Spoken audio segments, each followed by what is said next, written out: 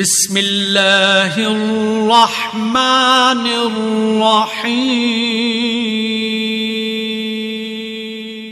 السلام علیکم ورحمۃ اللہ وبرکاتہ۔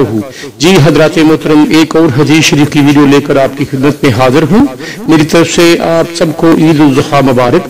حضرت جندب بن سفیان رضی اللہ تعالی عنہ بیان کرتے ہیں کہ ہم نے ایک دن رسول اللہ صلی اللہ علیہ وآلہ وسلم کے ساتھ قربانیاں ذبح کی تو دیکھا کہ کچھ لوگ نماز سے پہلے ہی اپنی قربانیاں ذبح کر چکے تھے۔